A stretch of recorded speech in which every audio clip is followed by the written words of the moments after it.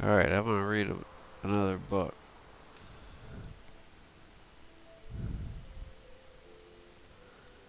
See, I've already got, like, what was it?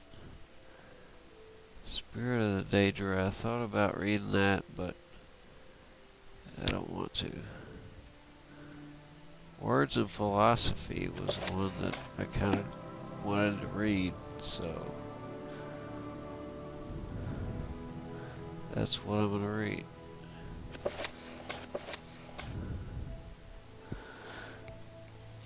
Lady Alana Benock, former master of the Valenwood Fighters Guild and head of the Emperor's personal guard in the Imperial City, has been leading a campaign to reacquaint the soldiers of Tamriel with the sword. I met with her on 3 different occasions for the purposes of this book. The first time was at her suite in the palace, on the balcony overlooking the gardens below. I was early for the interview, which had taken me nearly 6 months to arrange, but she gently chided me for not being even earlier. I've had time to put up my defenses now, she said, her bright green eyes smiling. Lady Benoak is a Bosmer, a wood elf, and like her ancestors, took to the bow in her early years.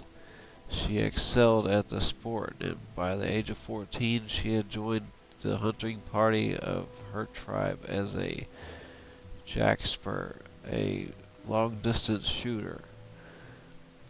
During the Black Year of 396, when the Parik tribe began their rampage through the southern Valenwood, what? That doesn't make sense. Through southeastern Valenwood, with the aid of powers from the Somerset Isle, Lady Benoak fought the feudal battle to keep her tribe's land. I killed someone for the first time when I was 16, she says now. I don't remember it very well. He or she was just a blur on the horizon where I aimed my bow. It meant no more than the shooting animals. I probably killed 100 people like that during the summer and fall. I didn't really feel like a killer until that winter tide, when I learned what it was like to look into a man's eyes as you spilled his blood. It was a scout from the Parik tribe who surprised me while I was on camp watch. We surprised each other, I suppose. I had my bow at my side and I just panicked, trying to string an arrow when he was half a yard away from me. It was the only thing I knew to do. Of course, he struck first with his blade and I just fell back in shock. You always remember the mistakes of your first victim. His mistake was assuming he had drawn blood and I had fallen, that I was dead. I rushed at him the moment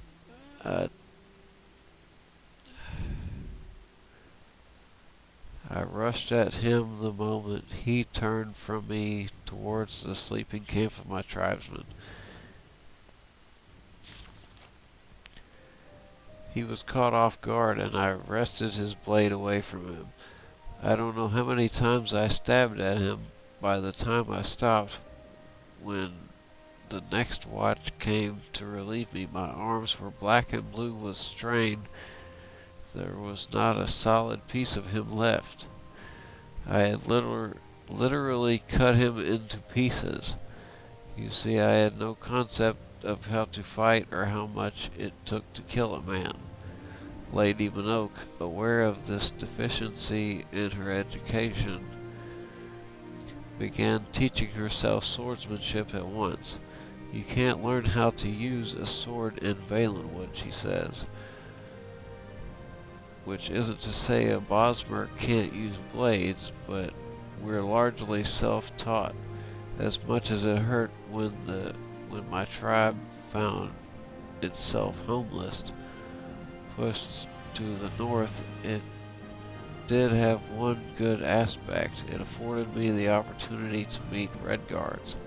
Studying all manners of weapon wielding under the tutelage of Warday Akor, Lady Binoc excelled. She became a freelance adventurer traveling through the wilds of southern Hammerfell and northern Valenwood, protecting caravans and visiting dignitaries from the various dangers indigenous to the population. Unfortunately, before we were able to pursue her story of her early years any further, Lady Binoc was called away on urgent summons from the Emperor.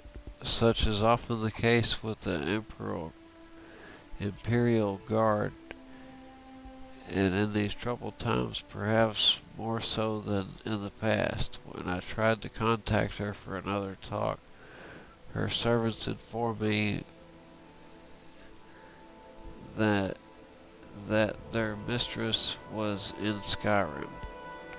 Another month passed, and when I visited her suite, I was told she was in High Rock.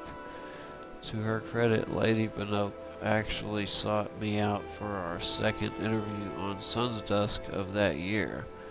I was in a tavern in the city called the Blood and the Rooster when I felt her hand on my shoulder. She sat down at the rude table and continued her tale as if it had never been interrupted. She returned to the theme of her days as an adventurer and told me about the first time she ever felt confident with a sword. I owned at that time an enchanted daikatana, quite the good one, of Daedric metal. It wasn't an original Akaviri, not even of design. I didn't have that kind of money, but it served my primary purpose of delivering as much damage as with little effort on my part as possible. Acor had taught me how to fence, but when faced with life or death situation, I always fell back on the old overhand wallet. A pack of orcs had stolen some gold from the local chieftain in Metatia, and I went looking for them in one of the ubiquitous dungeons that dot the countryside in that region. There were the usual rats and giant spiders, and I was enough of a veteran by then to dispatch them with relative ease. The problem came when I found myself in a pitch-black room. All around me I heard the grunts of orcs nearing in. I waved my sword around me, connecting with nothing, hearing their footsteps coming ever nearer. Somehow I managed to hold back my fear to remember the simple exercises Master Akor had taught me. I listened, stepped sideways, swung, twisted, stepped forward, swung a circle, turned around, sidestepped, swung. My instinct was right. The orcs had gathered in a circle around me, and when I felt a light, I saw that they were all dead. That's when I focused my study on my study of swordplay. I'm stupid enough to require a near-death experience to see the practical purposes, you see.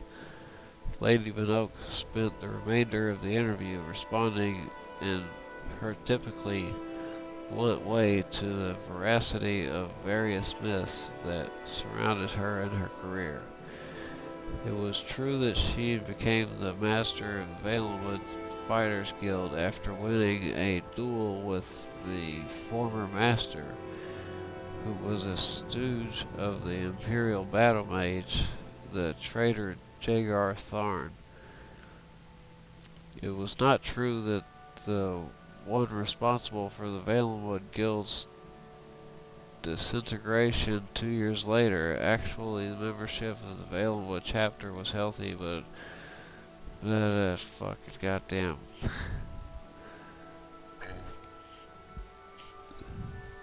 It was true that the first came to fucking. What the fuck?